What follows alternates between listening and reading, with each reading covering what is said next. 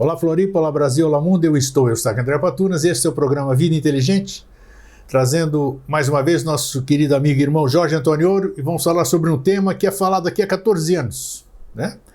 E por enquanto nós estamos vivenciando o tema do programa, que é a imortalidade. Estamos vivos aqui batendo papo. Então tá aí, como é que você tá? Tudo bem? Tô bem, tudo tranquilo, 100%. 100%? Aham, no mínimo. É. Maravilha. Hoje você não tá com frio nem nada ou você veio... Sim, bem preparado. Camisa de neve e camiseta por baixo. Eu tava lembrando aqui porque eu voltei da Grécia, né? Quando eu voltei da Grécia, que eu fui no meu aniversário, né? Saí de lá numa temperatura boa, o comandante avisa, olha, vamos pousar em Buenos Aires, 2 graus negativos, né? Eu falei, pensei no Jorge, eu falei, imagina o Jorge aqui, tinha que trazer aquecedor para tirar ele daqui. Pinguim deve adorar suas viagens, né? Deve, né? Então, é isso aí. Bom, eu mandei a mala direta com o tema de hoje, vocês devem ter recebido, e eu vou ler, para quem não está na mala direta, para quem não recebe, a sinopse do que nós vamos tratar hoje. Platão acreditava na imortalidade da alma e na sua transmigração através de diversos corpos. Isso era Platão, a ideia do Platão. Por isso dizia que aprender nada mais é senão recordar. Platão dizia que aprender nada mais é senão recordar. Mas será que é possível a imortalidade do ser humano ao invés de estar limitado ao impiedoso processo dos anos? O que nos revela a frase, olha essa frase que você deve ter ouvido muitas vezes aqui no Vida Inteligente, do ilusório conduz-me ao real, das trevas conduz-me à luz, da morte à imortalidade. Gostou ou não? Gostou? Conhece essa frase, né? Isso é desde da iniciação no Egito, isso é tomado por base. Então é isso, nós somos imortais então, Jorge? Uma coisa muito interessante é quando a gente vai discutir a questão da imortalidade, é pensar no antítese, né, no antagônico à imortalidade, que é a morte. E a imortalidade ela é tão cultuada, ela é tão desejada, ela é tão buscada. Lembra que tinha uma das coisas que os invasores, chamados conquistadores, né, quando vieram para a América, eles buscavam, primeiro era o Eldorado, né? Isso. Que era a cidade dos telhados Sim. resplandecentes, né? Que a gente sabe hoje que... Já foi tema do Vida Inteligente, inclusive. Sim, que a gente sabe que é no Mato Grosso, né? Era e ainda é, né? No estado de Mato Grosso. E outra coisa que se buscava era a fonte da juventude, né? Então, e essa questão da fonte da juventude, ela também faz parte da lenda de todos os povos, né? Assim, então todo mundo busca a fonte da vida eterna, como se a fonte da vida eterna fosse água, fosse líquido, né? Então, sempre fez parte dos sonhos da humanidade a busca pela imortalidade, não por desejar realmente a imortalidade, porque você imagina assim, você tem uma vida de comer, dormir, procriar e ver novela, eu vou querer ser imortal para quê? Para quê? Não é? Para Verdade. perpetuar a chatice, né? Para perpetuar a ignorância. Então, se busca a imortalidade não por conhecer o que seja realmente a imortalidade, mas por medo da morte. Então, a primeira razão da busca da imortalidade, ou pela imortalidade, provém da ignorância do que seja mortalidade e principalmente pelo medo da morte. Então, como se a mortalidade fosse a negação da morte, né? Morte não é negação de vida, a morte é o contrário de nascimento. Nascimento, morte. Vida não tem contrário, né? Porque você muda de estado, mas a vida continua.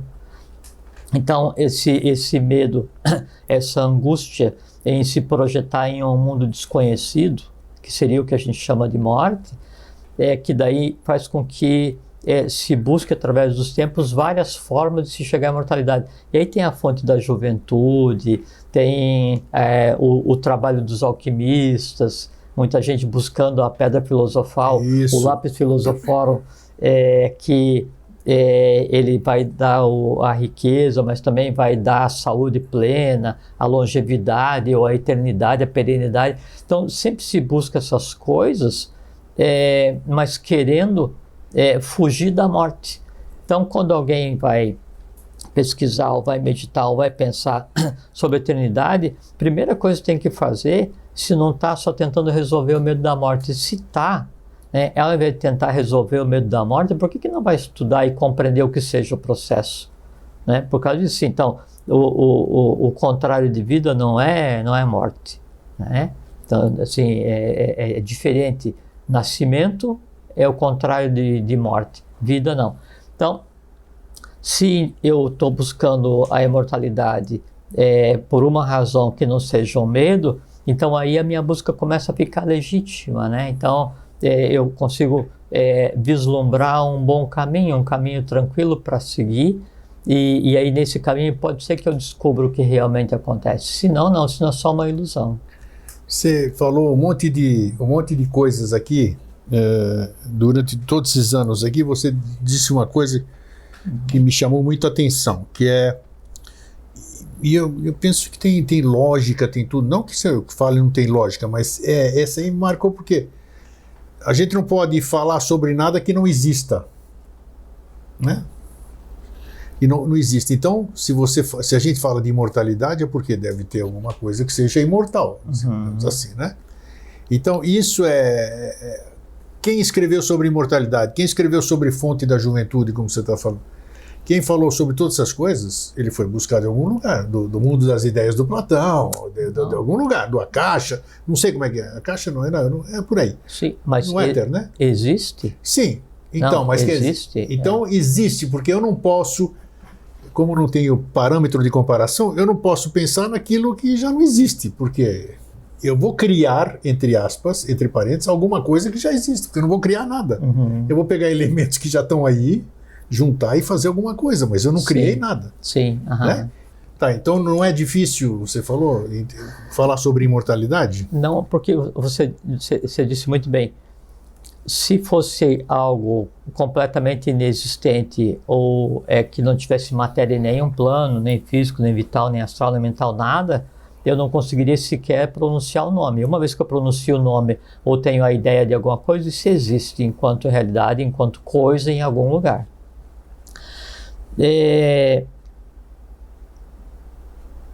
uma coisa muito interessante que quando se pensa em buscar a imortalidade, você imagina, ou geralmente as pessoas imaginam, você exatamente assim daqui a 50 mil anos, né?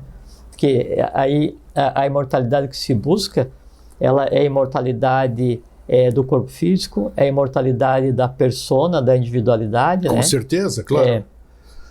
E se esquece que, na verdade, o ser humano ele já é imortal, né? Por quê? Porque eu tenho um espírito que é imortal, né? Mas já vou comentar sobre isso, e é uma possibilidade esse tipo de imortalidade. Só que existe uma outra forma que é praticada no dia a dia da imortalidade e que, por desconhecimento, ela acaba, não é atrapalhando, mas retardando e tornando mais complexo, inclusive o fenômeno que a gente chama de morte. Então tem as chamadas academias de letra, né? Sim. E aí os que são membros das academias são chamados de imortais, né? Exatamente. Os grandes pintores são chamados de imortais, os grandes autores musicais, né? Beethoven, nossa. Mozart, sim. Wagner, né? E por que daí eles são chamados de imortais? É que enquanto a coisa em si, enquanto aquilo que eu produzi, enquanto a ideia que eu engendrei, enquanto a frase que eu disse, enquanto aquilo que eu escrevi, ele estiver sendo e for sendo lido, compreendido, discutido, vivificado, praticado, tocado, vislumbrado, pensado, está vivo. Sim. Então, a primeira imortalidade, que é a que já existe, é a imortalidade do que é criado, né? E aí se pergunta assim, mas se então existe a imortalidade com relação ao que um compositor que viveu 200 anos atrás criou, quer dizer que ele ainda não morreu, né? O corpo físico, sim. A alma, muito provavelmente, ainda está acertando as contas. Porque a gente pensa assim, passou pelo processo da morte, né? Que é uma sequência de vida de maneira diferente. E aí imaginar daqui 1 mês, 2 meses, 3 meses, 4 meses, passou 1 ano, 10 anos, a gente imagina assim, puxa, já passou 10 anos, 20 anos. O conceito de tempo que a gente tem no plano tridimensional é completamente diferente do conceito de tempo que é, na realidade, que é essa expansão da matéria sobre si mesma. Então, esses que são considerados, que são tratados, esses humanos que são tratados como imortais por conta do seu trabalho e da sua obra, né, ainda estão na lida. Ainda estão... É mesmo? Olha, presta atenção, isso aí é interessante. Nunca pensei nesse aspecto aí. Lógico, porque assim, dependendo do grau de conhecimento que se tenha do fenômeno da morte e do mundo invisível, entre uma encarnação e outra, se pode demorar 12 mil anos. Né? Então, aí você considera isso como uma exceção e pega 10% desse tempo, né? Então seriam 1.200 anos, 1.000 anos, 500 anos. Então todo esse povo que produziu, né, ele ainda está prestando conta, ainda está existindo, cada um no mundo que construiu. E aí vem a questão que eu falei da Isso é interessante, mas explica, vai mais profundo aí, por que quer dizer? Porque assim, se eu passo sem nenhuma evidência por esse plano físico, vamos dizer, quer dizer que a minha tarefa foi inferior a desses caras aí, dessas pessoas? Como é que é isso? Eu não entendi ainda o cerne da questão. É que o trabalho que cada um tem para realizar. Sim. Você pode ter nascido, nunca ter vindo à mídia, nunca ter vindo aos jornais, não exerceu nenhum cargo, em nenhum poder, em nenhum país. Né? Você passou assim tranquilamente pela vida, e esse tranquilamente pela vida você foi um auto-iniciado, conheceu o que tinha que conhecer, e fez o seu trabalho de lei, cumpriu integralmente o que você tinha que fazer, né? E aí deixou o cenário humano e segue a vida. Você continua tão vivo quanto, por quê? Porque o trabalho que você fez, né, ele permanece tão ativo. Está repercutindo aí. Exatamente. Agora, daí tem um aspecto que seria interessante analisar e ver assim, vamos imaginar que seja o contrário, que daí alguém tenha vindo e tenha cometido o mal com o mal com L e ações feias, né? Ou praticado o mal humano. E aí, esse mal humano, ele gerou decorrências, essa prática gerou decorrências e gerou um ódio, uma revolta. E vamos supor que tivesse havido uma guerra e que alguém nessa guerra tivesse cometido mal contra os outros, né? E que esse mal fosse lembrado diariamente por todos os países e reverenciado como se fosse parte da história, mas na verdade serve para alimentar um ódio, né, com relação a isso e justificar outros ódios. O que acontece? Na verdade, ninguém morreu ainda. Entende? Então, essa incompreensão do quão real é a imortalidade em todos os seus aspectos, atrapalha a própria sequência de vida de quem já cumpriu sua parte. Então já percebi uma coisa aqui, vamos ver se eu estou certo. A imortalidade, ela é uma palavra ou é um estado que transcende o físico, porque quando a gente fala em imortalidade, a gente pensa isso aqui, eu morri, o corpo físico e acabou. Transcende também. Porque então, se a matéria não existisse, o próprio conceito de imortalidade não existiria. Não existiria, claro. Porque se eu vou considerar como imortalidade aquilo que existe quando não existe matéria, quando não existe matéria não existe sequer o espírito imortal ainda. Existe só a unidade. Né? Então, se existe a matéria, né, aí se aplica o conceito da imortalidade. O que eu estou trazendo para a gente discutir é a percepção, a compreensão do quão real é esse processo e o quanto a incompreensão do que seja a imortalidade, né, atrapalha a sequência de vida daqueles que já não estão mais no corpo físico. Sim, porque se você está brigando com alguém e você pega o telefone e liga assim, olha, você não devia ter feito aquilo, você agiu muito mal, você é um ignorante, eu te odeio, qualquer coisa assim, né? E fica cobrando da pessoa pelo telefone. Tá, agora vamos fazer de conta que não é o telefone, né? E a pessoa já morreu, né? E aí você retém aquele ódio, aquela angústia, aquela mágoa, aquela cobrança, né? De achar que a pessoa devia ter feito isso, aquilo, não devia ter feito isso, aquilo. Tentar corrigir o passado dentro da própria incompreensão do que seja. Isso aí, dentro desse conceito, né, de imortalidade de atos, né, é como se a outra pessoa estivesse do teu lado ouvindo, e aí como ela está ouvindo sem ter condição de discernir, sem ter condição de interagir no próprio plano onde você está gerando as coisas, para quem estava indo, isso é uma trava. Tá. Entende? Então, o dia a dia das pessoas tem um impacto profundo no invisível. O dia a dia da matéria finita tem um impacto profundo na matéria infinita. O dia a dia dos mortais orgânicos tem um impacto profundo no dia a dia dos imortais orgânicos ou não. Por quê? Porque não há uma distinção, não há uma diferenciação. Então, a primeira coisa que tem que se compreender é essa. Não existe uma fronteira entre matéria. São estados que se interpenetram.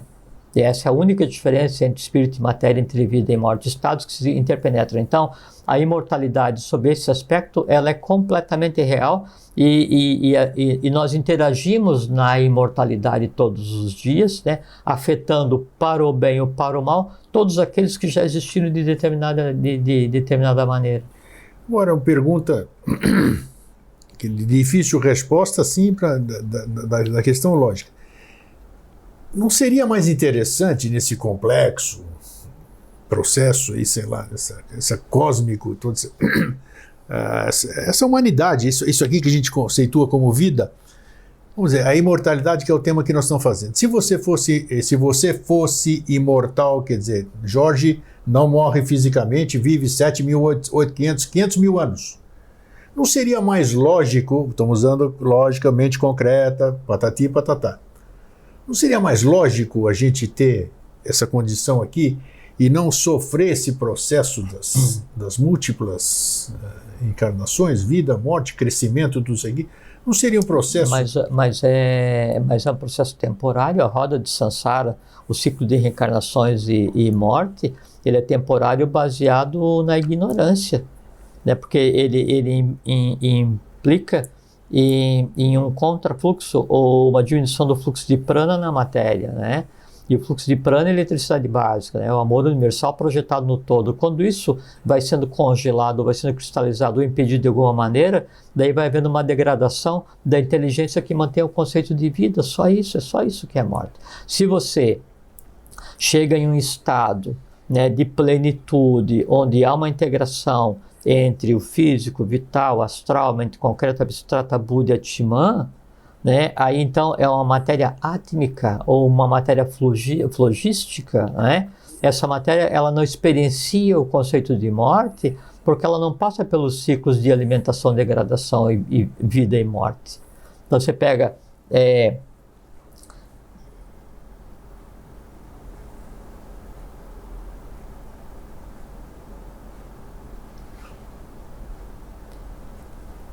a gente sempre fala na Agartha, né? Tá aqui. É engraçado, gente, vocês não fazem ideia. Eu estava lá e você foi lá. Eu ia perguntar isso aí. Lá ninguém morre, tudo isso aqui, tal, e você foi lá e crime. Eu tenho que rir. Assim, o transcender o que se chama de morte em si não é imortalidade, né? É só não morrer. Imortalidade é outro conceito, é outra coisa. E aí, então, na Agartha, pela alimentação, da maneira como é feita, pelo ambiente que pelo que se respira, né? Mas principalmente pelo que se produz em termos de pensamento e de emoções, né? O conceito, né, de morte, ele inexiste. Em todas as cidades? Não, é que assim, lembra que cada cidade... Isso, vai até a quarta, que corresponde aqui em cima, né? Então sim, nós estamos até a quinta, que corresponde ao que está acontecendo aqui agora, né?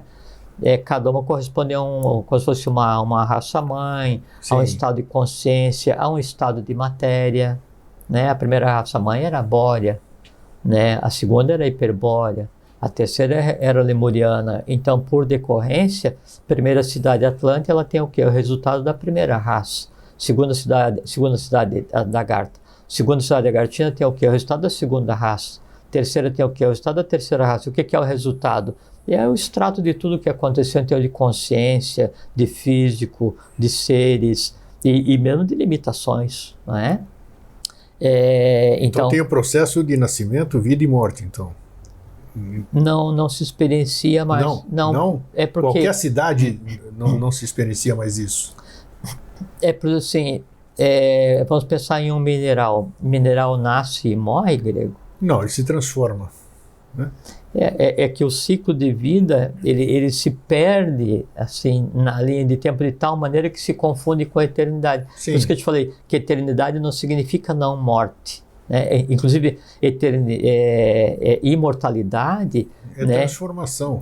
Imortalidade é negação, dade é qualidade, então imortalidade é a qualidade daquilo que não morre. Sim. Né? É a qualidade daquilo que não morre. O estado de imortalidade, então, ele é possível sob o ponto de vista desse desejo comum, onde todo mundo desejaria ser imortal para poder ficar jogando videogame a vida inteira, né? Ou fazendo o tão pouco todo dia, todos os dias até o final dos tempos.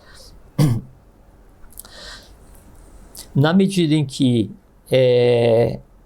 veja bem assim, então, no plano físico, eu tenho conglomerados de matéria que precisa de energia, precisa de inteligência básica para ser alimentada e posta em atividade.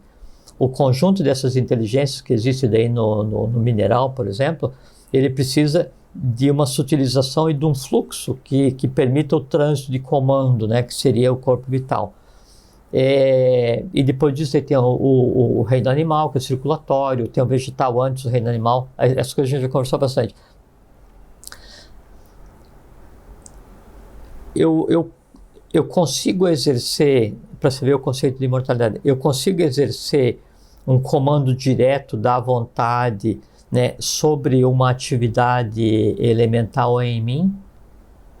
Né? Não consigo, por quê? Porque tem que haver um caminho, porque assim, eu tenho que ter um código de linguagem. É como se fosse você está usando o computador, não é? E aí você está usando o mouse. Então, quando você está movendo o mouse, aquilo é transformado numa coordenada para aquela tela, para saber em que posição que você está querendo mover alguma coisa. Quando você dá um clique, né, esse clique físico, ele morre no fio, que assim, ele morre onde acaba o contato material, ele vai se transformar no quê? Num comando para abrir aquilo. Perfeito, né? perfeito. Aí você vai e clica daí dentro daquele programa, você abre um editor de texto e começa a escrever. Quando você pressiona, né, a letra A no teclado, não é a letra A que vai ser escrita.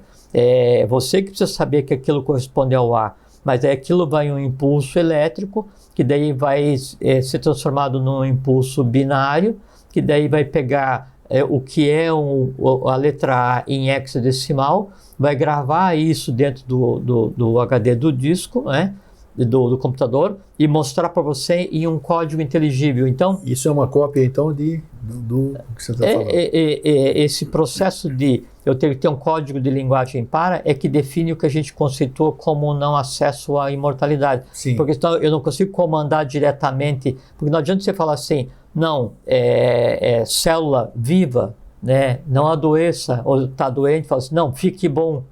Não funciona assim. Então você tem que pegar... Tem que ter um caminho, uma linguagem própria, um método e próprio. Também a escala, né? Então daí da vontade, ela daí, então, tem que ser permeada com o que viria da mente abstrata, que é o poder da autoridade, e isso aí vem para a mente concreta, a mente concreta você deu uma boa ideia do computador, né? Porque... Mente concreta são interfaces, né? Chama Sim. API, né? Application Program Interface. É, né? Isso aí. Então são APIs internas, que então cada plano conversa com o outro até que chegue então, né, o plano astral mais denso, e é ele que vai conversar com o vital. O plano vital mais denso é ele que lá no final das contas vai passar a energia e o comando para que daí então a célula recomponha a camada, né, a membrana com o NaCl, no caso de ter havido um corte na pele. Então não adianta eu falar assim, me cortei, cure corte. Não. Então, se eu quero curar esse corte através... Você tem que saber todos os caminhos para curar esse corte. Na medida em que daí eu tenho esse caminho estabelecido, na medida em que eu tenho um fluxo permanente e constante e com a mesma potencialidade de consciência, desde a minha mente abstrata, desde Budi, desde Atman, até o vital, até a unidade física que recebe a energia através do sistema nervoso, sistema circulatório, não há mais distinção entre estado de consciência daquela célula, ou daquele sistema, ou daquele corpo, com o Budi, com o Atman. Nesse momento, então, o corpo como um todo, e por decorrência, todas as camadas entre ele e o eu superior, são imortais, literalmente. Então, aí, a resposta, a imortalidade é possível? Óbvio que sim. Tá.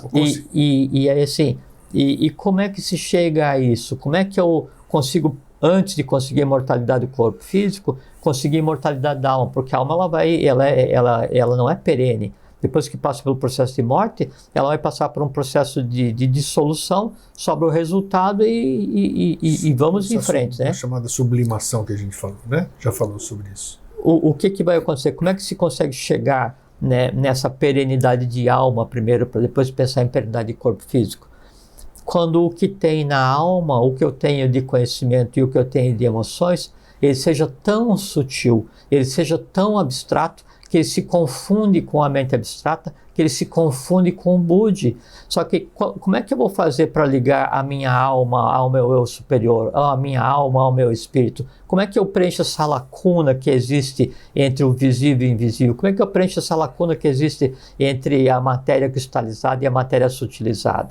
Aí o que a gente chama de corpo causal, que a gente conversou aqui algumas vezes, que é aquilo que vai sendo desenvolvido com o resultado de todas essas experiências, de todo esse conhecimento, de toda a iniciação, e chega a um ponto em que daí faz o quê? Ele une o triângulo com o quadrado e se torna uma coisa só. Nesse momento, quando então tem-se o corpo causal desenvolvido, né, aí você adquiriu a tua carteira de identidade pragarta, né, que é o pré-req, que é o pré-requisito.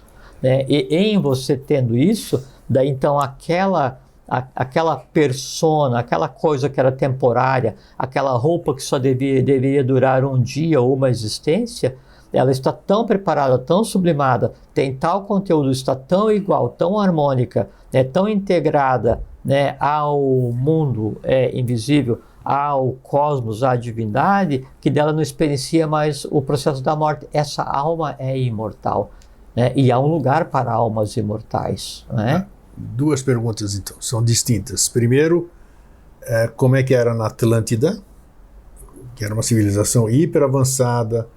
A gente sabe que é um divisor de águas. Posso chamar assim, porque foi um divisor de águas. A Atlântida foi... Hoje o resultado de tudo de hoje foi fruto de Atlântida. Não, a Atlântida a Garta teria sido formada por causa do fundamento da Atlântida.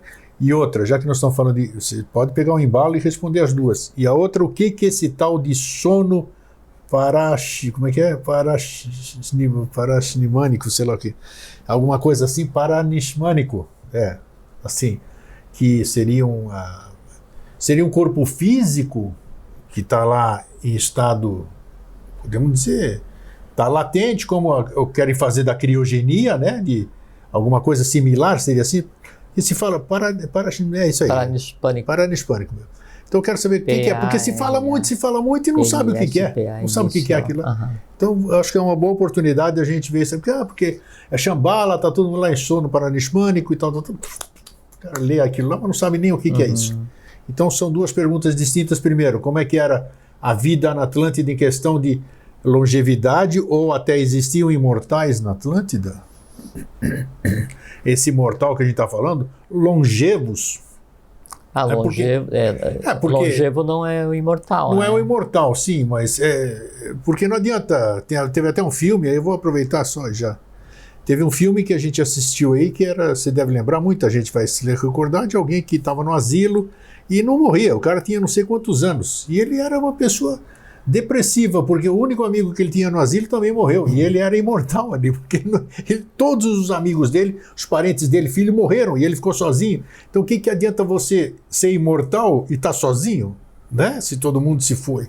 Então São coisas bem... Não, e veja que é muito interessante essa colocação da angústia de ficar sozinho. Perfeito! E veja que é bem claro no filme essa angústia de daí o mundo passar em uma velocidade e você estar em outra, que assim, passam-se várias gerações e você ainda continua assistindo. Sim, senhor. Veja como é uma coisa muito interessante que você trouxe.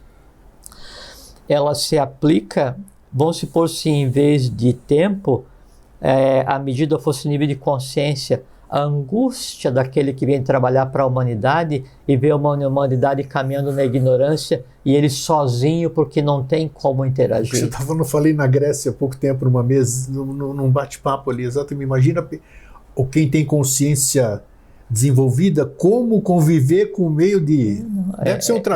Deve ser difícil. Tem que criar um código de linguagem para conseguir sobreviver. Qual é o código de linguagem? Traduzir, picar, mastigar o conhecimento e dar alguns fragmentos para aqueles que estejam no entorno, que é o que fazem os mestres, né? os que dão a revelação. Vamos começar por Atlântida, então, primeira pergunta ali. Na Atlântida é vida e morte natural, normal. Natural, tá. Normal, né? O que acontecia, obviamente... tinha complexão física diferente. Claro. Só isso, tá? Bem diferente. Bem diferente. Não é o caso de a gente detalhar, mas bem diferente, né? Tanto é que a gente comentou outro dia que a única arma que existia na Atlântida e que era possível ferir uns aos outros, quando começou esse desejo de ferir-se, né, uns aos outros, era a Agni Shastra, que era baseado em eletricidade, porque a pele deles hoje, o conceito de arma que a gente tem, era inútil, né? E do Atlante regular, não eram super-homens, eram o que eram, né? Era o que eram. A tua pergunta, existiam imortais na Atlântida? Sim, os regentes. É mesmo? Sim.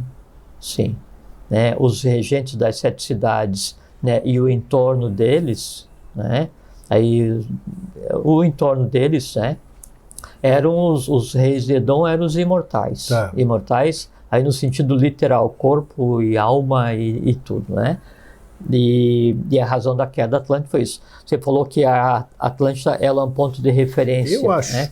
Divisor de águas, eu chamo. A Atlântida é como se fosse assim, a gente está em um carro, né? A uma determinada velocidade e tem um plano para se fazer essa viagem. Mas daí tem alguém que está dentro desse carro que é um pouco mais apressado, mas ele é incompreendido, né? E aí ele vem e toca o botão turbo. Sim, não é? Boa. E o botão turbo, ele assim, não é qualquer um que pode desapertar esse botão turbo. Daí sai todo aquele mundo, todo o carro com todo mundo dentro, em desabalada carreira, cortando etapas, fazendo um aprestamento, um saque contra o futuro. Ainda, né? Não, tiveram que pegar e jogar um de fora no carro para ele conseguir colocar a coisa toda em ordem, né? Aí colocaram de fora nesse carro para colocar o mundo inteiro em ordem. Aí o carro foi colocado em ordem, quem apertou o turbo foi admoestado, mas afinal de contas, para que você fez isso? Né? Daí ele disse, eu só estava buscando era um atalho. Né? Então, o que se vive hoje realmente, em termos de realidade, em todos os aspectos visíveis e invisíveis, é uma decorrência da Atlântida e não teríamos vivido caso não tivesse acontecido. Exatamente. Então, né? Então, nós somos filhos das ações, né?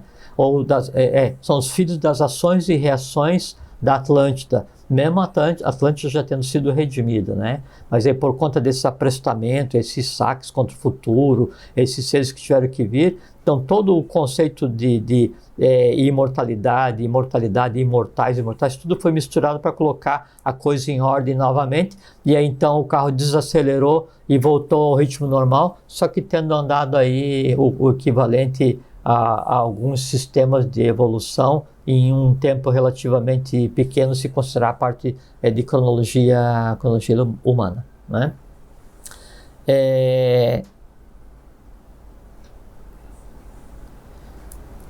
A decorrência desses mitos, né? A decorrência dessas buscas e desse aprestamento, né, foi que daí se tirou a possibilidade de vir um outro qualquer e apertar esse botão novamente. Então fez o quê? Se tirou todo o conhecimento e se deixou reservado, né? E aí a busca pelo conhecimento, ela ainda toma por padrão aquele estado de ser um ser divino, ou de estar um ser divino, para que daí então experiencie o que seria a imortalidade. Mas a imortalidade em si, ela é um estado de consciência, porque o ser humano hoje ele é imortal. De que maneira? O que o compõe, né? O espírito humano é imortal. Quem é mortal no ser humano é a alma e é o corpo. É possível a alma se transformar em imortal? Sim, através do conhecimento da iniciação e na existência do corpo causal ela passa a ser imortal. Voltando à tua pergunta que você falou, a segunda pergunta do primeiro grupo. E o corpo, como tornar o corpo imortal? Não é? Então, ele tem que ficar exatamente igual, né, ao princípio átmico, para que então aquilo que o compõe não mais pereça. E aí diz a tradição, né, que em determinados locais... Lembra o filme Shangri-La? Eu já vou... Então diz a tradição que em determinados locais, então corpos são mantidos a dezenas de milênios, centenas de milênios, e aí são preservados sem passar pelo processo de envelhecimento, né? E quando necessário, daí, tipo assim, eu vou sair para trabalhar hoje, né? O que eu vou fazer? Hoje eu tenho uma reunião, então vou botar um terno e gravata. Então eu escolho um daqueles que está ali, né? E subo, faço meu trabalho, volto e devolvo. Não, hoje o meu trabalho vai ser caminhar em volta do mangue. Então vou precisar só de camiseta, calção e tênis. Então uso um diferente, subo, faço meu trabalho e volto. Então esse estado, né, de latência, isso disse que é uma realidade. Primeira coisa, esse mesmo estado de latência, esse mesmo estado que é chamado de sono, na falta de uma palavra melhor, ele também é um estado reconstrutor, porque ele recompõe aí a inteligência orgânica à sua origem. Então ele resolve qualquer coisa que para a gente chama de doença. Isso acontece de maneira geral. O professor Henrique José de Souza teria dito ou disse, que você sabe muito mais do que eu, que qualquer doença pode ser curada pelo sono, né? Sim. Alguma coisa parecida ele falou. Alguma coisa parecida. Sei lá, não, mas é verdade. E não é o sono no estado em que a gente experiencia de não vigília, né? É um sono assistido, porque daí no sono assistido, então se reconstrói qualquer parte orgânica. Inclusive sobre isso o professor dizia, o professor Henrique José de Souza, né, fundador da Sociedade Brasileira de Eubiose, junto com dona Helena Jefferson de Souza, em 1924, né? E então na eubiose são vários graus de iniciação, e tem um que é chamado série interna, aí o discípulo é considerado como o irmão maior. E aí o professor dizia que nenhum discípulo poderia passar para a série D à época, a SI, sem conhecer a anatomia e sem ter a capacidade de se autogerar. Né? Então são vários aspectos da medicina teúrgica que daí devolve esse estado. Mas veja que daí esse estado de geração, o estado de reconstrução de matéria, para se chegar a um estado de saúde, não implica em eternidade. Não. Né? Não implica em imortalidade. Por quê? Porque a imortalidade ela é um processo que obrigatoriamente começa de baixo para cima. É como é no caso da alquimia. Então você começa a compreender cada metal, você começa a conversar com cada metal externamente, e conversar mesmo com cada metal externamente. E aí, quando você começa a conversar com o metal, você vê que ecoa em você a conversa e você começa a identificar em você onde está cada metal, né? Então, você já está conseguindo conversar com cada metal externamente e com cada metal internamente. Ouro, prata, cobre, ferro, estanho, em cada um de nós. Esse conversar com cada metal internamente né, é compreender e sublimar o que se chama de nidana, são as tendências, né, negativas em cada um de nós, ou transformá-las em skandhas, tendências positivas em cada um de nós. Em acontecendo isso, então o alquimista ele consegue controlar o fator, o elemento externo, e controlar o elemento interno. Quando ele consegue então conversar, né, com o metal dentro dele mesmo, ele começa a fazer a transmutação, transformar chumbo em ouro, do mais denso no mais elevado. Quando ele consegue fazer isso, o primeiro ouro que vai aparecer no processo da alquimia, da transmutação, né, é o ouro filosofal, que é o Sahasrara plenamente funcional, né, que é o coronal, aí, que é onde está o ouro, né? E Sim. a partir daí você tem, então, um ser ígneo, né, integral. A partir do momento em que, então, que você conseguiu produzir o ouro filosofal, e você conhece a linguagem dos metais, aí então você comanda a transmutação física do metal. Aí você vai e comanda realmente qualquer metal para se transformar em qualquer metal, porque na verdade de um metal para o outro o que muda é... Esse é o verdadeiro alquimista, então. Lógico. Conhece tudo. Porque o metal físico... Ou melhor, teurgia pura, como você diz. 100%, 100%. Nesse momento, aí o iniciado, o teurgo, o irmão maior, o adepto, aí ele experiencia a imortalidade de corpo. Só que é uma coisa muito interessante, quando ele tem essa compreensão e ele então adquire esse estado de imortalidade integral, o ele que não está menos... nem aí no processo de... O que menos importa para ele é aquele corpo físico que ele tornou imortal. Que ele adquire consciência. E o que menos importa para ele é aquela persona, aquela alma, Sim. que era o nome civil dele até ele começar o processo. Daí ele vai, faz o trabalho que tem que fazer, não terminei meu trabalho, agora tudo bem. Então ele vai, sai do circuito humano e deixa aquele corpo que está imortalizado à disposição de quem queira, de quem precisa subir para trabalhar. Vamos aproveitar isso aí, porque aí ele adquire consciência. Consciência é tudo, né? Tudo é consciência. Consciência plena. Plena, perfeito, plena. Você fez colocou a composição.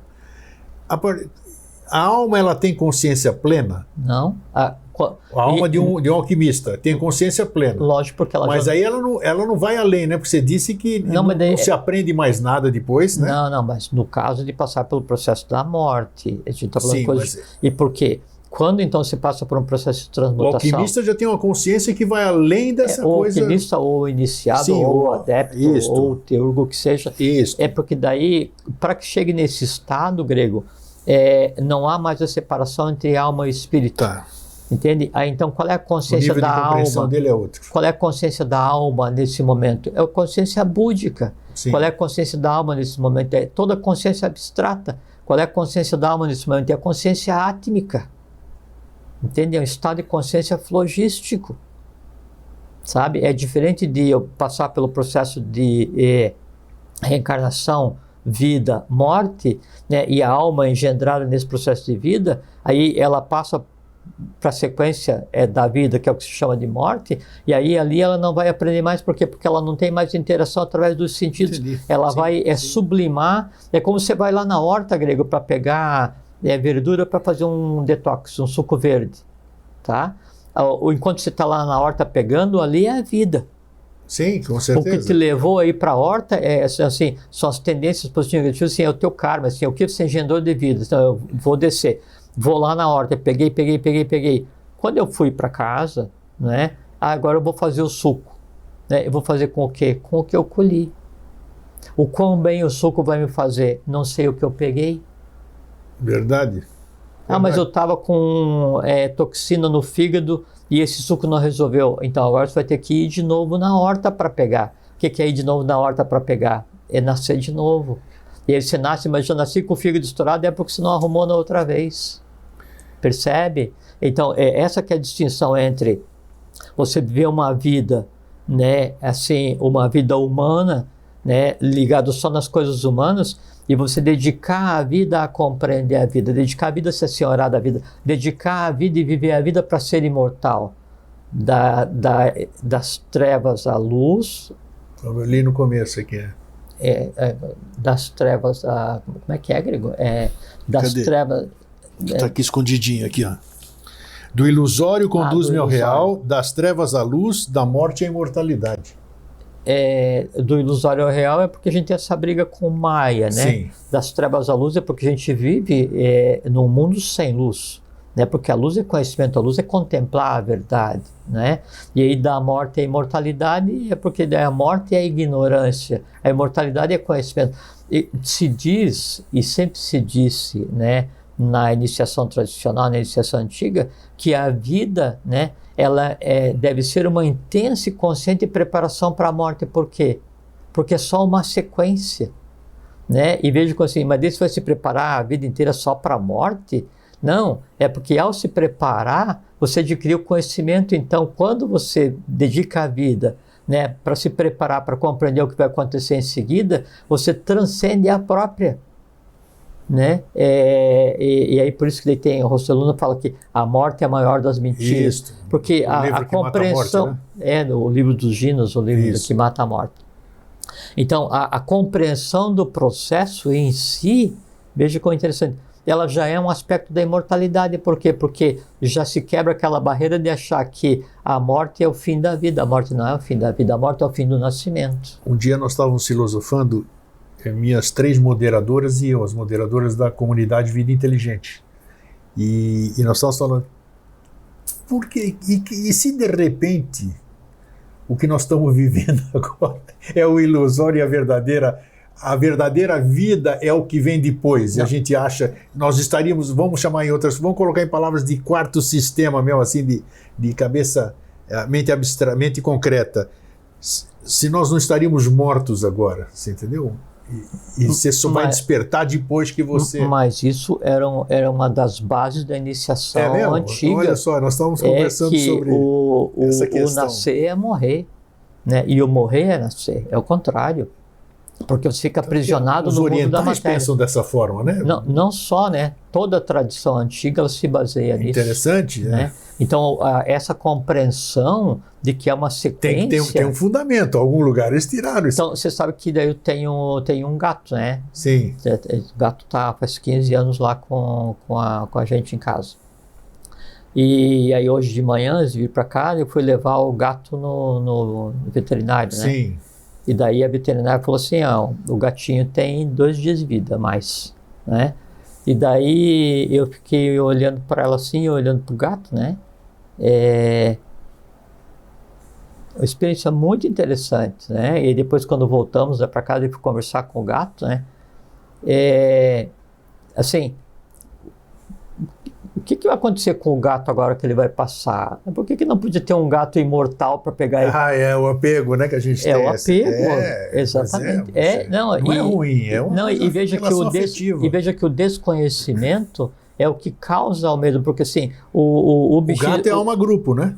O bichinho de estimação, ele tem medo da morte? Não, porque a morte para ele é como uma vela onde você coloca uma campana lá em cima, um copo, vai acabando o oxigênio, ela vai devagarzinho, acabou. Né? O elemental teme a morte? Não, porque quando chega o ciclo dele, ele vai se desvanecendo assim, como uma flor que perde o aroma, né? O ser humano, por poder criar mentalmente e astralmente, né? Então ele cria, né, coisas que temem a não continuidade da alimentação, né? Porque assim, e o gato daí, né? Ele vai assim, cumprir o papel dele. Putz, aquela parte que ficou com a gente 15 anos, eu garanto que aprendeu um monte, né? Ótimo, então o aprendizado vai para uma grupo, o outro gato igual ele vai ser um pouquinho diferente. Mas e toda aquela dedicação, o carinho e tal, a fraternidade que alguém deu para o seu bichinho de estimação, onde é que fica? Fica na própria pessoa. O animalzinho só tem aquilo que você colocou nele. Ninguém dá o que não tem. Ninguém dá o que não tem, né? Ninguém dá. E aí então... Quando você vai se sentir mal porque o bichinho vai morrer, o bichinho terminou o ciclo dele, na verdade se sentindo mal porque você não tem um repositório para externar a tua afeição sem medo, porque não externa a afeição para com seres humanos, porque o humano pode fazer com que você se sinta arrependido, traído ou qualquer coisa assim, ou não compreendido, né? Eu percebo muito frustrado. Que quanto você transfere para o animal, eu vejo gente comportando, beijando, fazendo isso aqui. E sabe qual é que é a grande diferença? Tudo transferência. Sabe qual é que é a grande diferença? É que geralmente o afeto que um ser humano dá para o outro, ele dá com medo. Sim. E o que ele dá para o bichinho, ele dá sem medo, porque sabe que o bichinho não vai reagir. Perfeito. E é uma coisa muito interessante, porque na verdade daí o ser humano ele dá para o bichinho de estimação aquilo que ele é. Né? Então, se ele praticasse esse dar o mesmo tipo de afeto sem medo para outro ser humano, então você criaria uma corrente que mudaria completamente o estado social. Né? Mas, enquanto isso não acontece, aí todos nós vivemos assombrados, né, pelos sentimentos de morte, de perda, de arrependimento, de mágoa, de frustração, de vingança, de ódio, e a morte vai fazendo a festa. Você sabe que isso aí tudo que você está falando é interessante e eu percebo aqui, enquanto você estava falando, a grande dificuldade, a nossa grande dificuldade para chegar a ter essa compreensão, tudo isso aí que você falou hoje, é exatamente, mas eu não vejo de todo mal, de toda forma mal, é a nossa mente concreta. Então, muitas vezes você quer pensar diferente, mas alguma coisa da tua mente concreta te traz de novo para... Então, ele é um freio que é bom, porque a loucura tem uma linha muito tênue. Né? Esse alguma coisa que impede a gente compreender é aquela coisa que, se eu compreender, ela deixa de existir. Sim, né? Mas ao mesmo tempo eu não quero errar, então eu freio aquele... É o medo, é o receio, é uma série de coisas. Não, mas quando eu não quero errar e eu tenho medo... Né? Veja como é uma mecânica interessante. Daí, por isso que eu chamei a atenção, é interessante. E é um fator bloqueador mesmo. Porque quando eu não quero errar e eu tenho medo, é porque o impulso do erro existe em mim. Sim. Né? E aí trazê-lo à luz talvez do dia gere o medo. Por que vai gerar o medo? Porque no momento em que eu começo a ser espírito crítico, esclareci, e eu esclareço, ele deixa de existir. E ele teme o quê? Ele teme não existir. Sim, né? sim. Sabe? E mais do que isso, né? Como são entrelaçados, daí a ausência daquele enfraquece os do lado. Né? Então o conjunto, né, desses não mais alimentados, né, é que criam os grandes medos, os grandes impedimentos. Né? E aí, para que você fique numa posição confortável, né, você passa a criar determinadas crenças para que o mundo não pareça ou negações, foi o que você reforçou o que eu quis dizer. Para que o mundo não pareça tão, né, rigoroso, para que não pareça tão justo quanto é. Então, por aqui, que nem aquela história, não tem nada a ver, mas como é que é? É para o mundo ficar oculto, né? Então, como é que é aquela frase do professor? Cada um cria o seu próprio mundo para que o meu permaneça ignorado. Vamos mudar isso aqui, quer dizer, você cria o seu próprio mundo para você... Não, mas é como você falou medo assim, de você. do ilusório conduz-me ao real, das Perfeito. trevas à luz, da morte e imortalidade. Qual é o mundo de cada um? É o ilusório, é a treva, é a morte. Perfeito. Qual é o mundo dele? Qual é o mundo, né, cósmico? Né? É o real, é a luz, é a imortalidade. Então, como eu crio esse véu, essa maia... Né? A gente sempre traz à tona o exemplo do aquário, né? Isso, esse é sensacional, muito bom. É o aquário, muito bom. Né? É o aquário. Né? Então a gente teme a morte, né? Ou busca a imortalidade, porque a gente delimita a vida ao vidro do aquário. Mas o aquário está sem tampa e está depositado no fundo do mar. Né? Assim, se você der assim, 2 braçadinhas para cima, você está na imortalidade. Você foi muito feliz aí na abrangência que nós já falamos também no tema, o ponto de vista, né? Que a gente, dependendo, se a gente vê por todos os ângulos, a gente enxerga muito melhor, né? Então acho que hoje você trouxe para a gente aqui uma série de... Uma coisa muito boa para se pensar de novo, Grego, só de você concluir. Sim. É isso aqui daí. Então, as coisas das quais a gente tem memória, a história do nosso país, a história recente da humanidade, né, a história dos nossos ancestrais, pais, mães, irmãos, assim, né, que fizeram ou fazem e tal, e ficou por resolver, mesmo que já tenham morrido, né, elas não aconteceram, elas estão acontecendo. Por quê? Porque eles ainda estão resolvendo, cada um no seu próprio mundo que criou, né, que criaram, né? E cada pensamento, cada emoção, cada ação cada mágoa, cada cristalização que cada um de nós tem aí, repita, a gente está perpetuando, a gente está perenizando esse estado, né? Criando, né, um estado de imortalidade incômodo. Por quê? Porque não deixa esses seguirem o seu caminho. Perfeito, é verdade. Entende? Então você imagina assim, se quem a pessoa morreu e ela vai demorar 5.000 anos para resolver o que tinha para resolver, ou 1.000, ou 100, ou 10.000, 12.000, não importa, né? Então isso não é ontem, é agora, acabou de acontecer, né? E eu fico falando mal, pensando não sei o que e tal, e aí eu uso isso como argumento, como artifício. Não, o meu bisavô, quando era pequeno, ele brigou comigo, botou de castigo, então eu tenho justificativa para ser agressivo. Então eu estou usando uma coisa que ele já não tem mais como interagir, mas no momento em que eu cito, né, e que eu revivo, eu estou aumentando o que ele tem para resolver,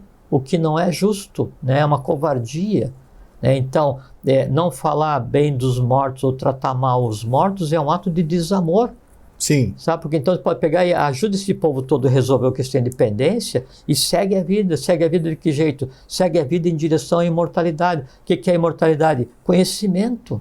Consciência, compreensão, paz, compreensão, iniciação. Não tem como. Iniciação é sinônimo de imortalidade e vice-versa. Sem esse caminho não há caminho. Ele vai viver N centenas de vezes, né? Nesse ciclo de renascimento e morte, nesse vale de lágrimas, essas coisas assim. Por quê? Por ignorância, por desconhecimento. Né? Entre o ilusório e o real, eu ter optado em viver no ilusório, quando não precisava. Isso é um trabalho, você usa o termo, eu acho apropriado, né?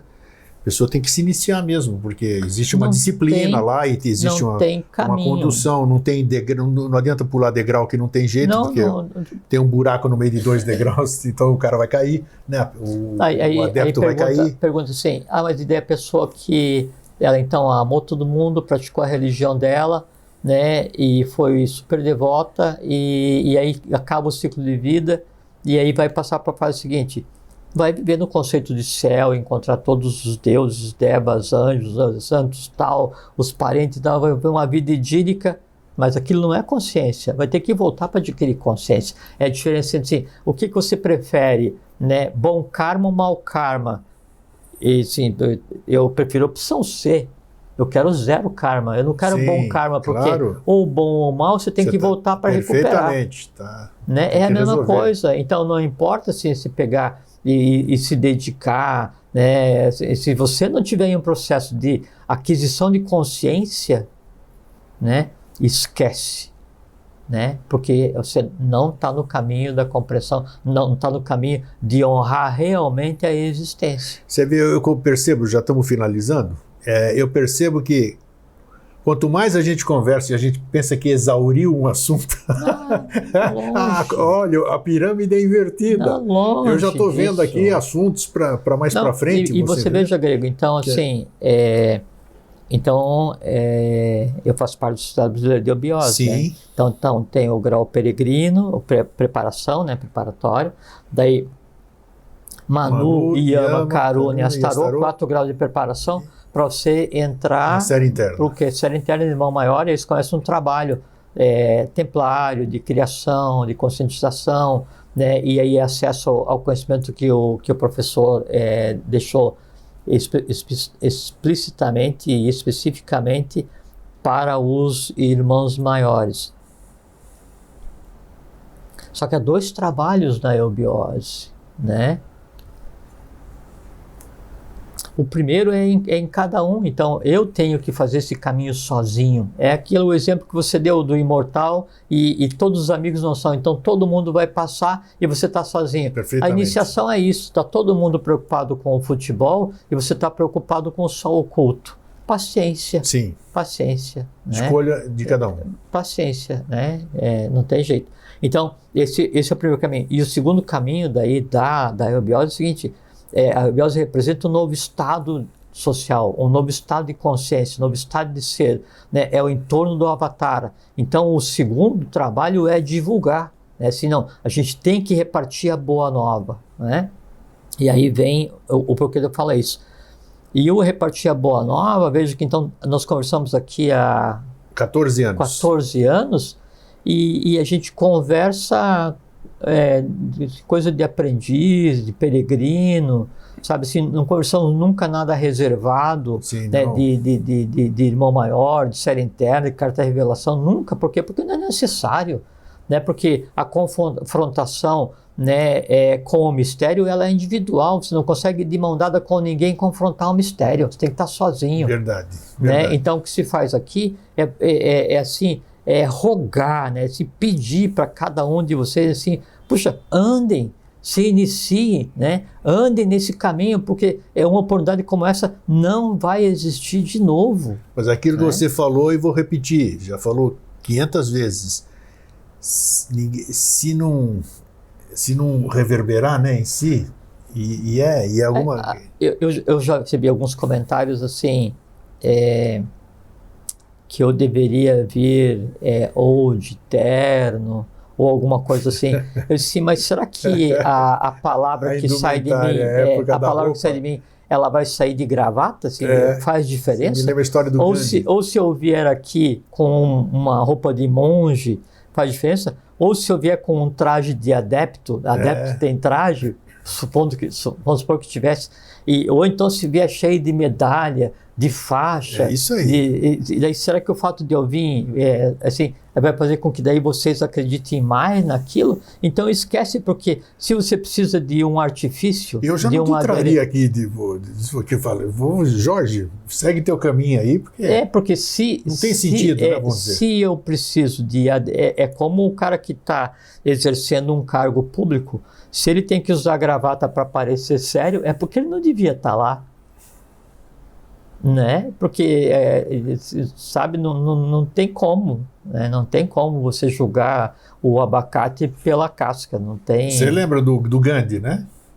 Esse aí tem uma história do Gandhi, isso aí bem apropriado aqui. Ele foi convidado por um... Tá na história ali, foi convidado por um rei lá, não sei o quê, para chegar e... Ele foi com... E aí ele foi com a tanguinha dele, tudo isso que chegou lá, não deixaram ele entrar.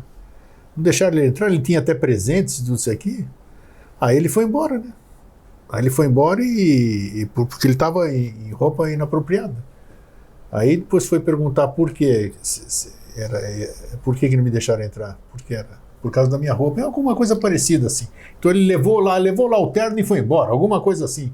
Já que não era pela minha pessoa, era pela minha roupa, tá aqui minha roupa, você leva lá para dentro e eu vou embora para casa de novo. É parecido. Então mais ou menos isso. É a diferença entre você buscar a imortalidade para preservar a persona e compreender o que seria realmente a imortalidade. Eu acho que nós demos aqui muitos... Bom, para mim já serviu um monte aqui, já vou aqui maquinar. É legal, né? Porque a gente vai despertando. Se a gente não conversa, isso aqui, você não vai... A imortalidade é como qualquer desejo, né, Grego? Assim, primeiro você tem que saber por que você deseja. Sim. Segundo, você saber até onde você é capaz de ir para realizar o teu desejo. E o terceiro e mais complicado é o que você vai fazer quando ele se realizar. Porque às vezes tem desejos estranhos, né? E então, se entre esses desejos está, né, a imortalidade para preservar a persona, né, achar que daí o Jorge vai andar de camisa de xadrez durante 1 milhão de anos, então que morra logo. Esse negócio aí de ser imortal e os seus amados, a sua família, a grande família, não for, tudo o que adianta? O que adianta você viver sem os seus amados? É por isso que daí também, assim, por que a gente, em vez de eu ficar em casa lendo minhas coisas, né, e trabalhando para a instituição, por que eu venho aqui para a gente conversar? Porque você está trabalhando para a instituição, uai. Não, sim, mas o porquê que eu venho conversar? Não, por que você dedica o teu tempo? Por que eu dedico a minha vida? É porque é o seguinte, ou vai todo mundo junto, ou não vai ninguém. Com certeza. Mas eu falei por causa disso, que daí, assim, se daí você vive 1 milhão de anos, né, e todo o teu país não vive, né, a cada 60 anos você não conhece mais ninguém. Né, então daí você vai 940 anos de solidão para 60 anos de... Não vale a pena. Sabe? Esse filme, eu não sei qual quando vocês assistirem, provavelmente na comunidade vocês vão dizer, porque é muito marcante esse filme e tem uma profundidade incrível. Às vezes a gente almeja uma coisa que a gente não faz nem ideia da estupidez do que nós estamos almejando. Né? E que adianta ser vivo e viver sozinho? E eu assim, o porquê que a imortalidade assusta, né? Você imaginar que daí então tudo vai se transformar e você vai permanecer. É porque a gente tende a analisar a imortalidade com base no que é a vida social, claro, a vida rotineira. Não conhece, não quando sabe na o que verdade é. não, né? Então vai chegar um momento em que a gente vai experienciar isso, né? Mas aí trabalhando para a humanidade, aí, sabe, numa outra perspectiva, num outro ponto de vista, né? Exercendo a felicidade e a paz de ter consciência plena, que é o objetivo de todo ser humano. Não, será, pelo menos quando você virar um imortal, você não vai precisar mais usar 500 blusas para vir no Vida Inteligente. Essa é a parte boa. Essa é a parte boa. Jorge, muito obrigado. Obrigado a você. Foi muito legal. Ó, fiquei muito satisfeito com o programa de hoje, para variar, né? Eu gosto sempre. Daí, hoje nós temos uma boa companhia aqui também assistindo, né? Então, eu deixo para vocês um fraterno abraço e um feliz sempre. Fraterno abraço, fiquem bem, fiquem em paz, tenham uma boa vida.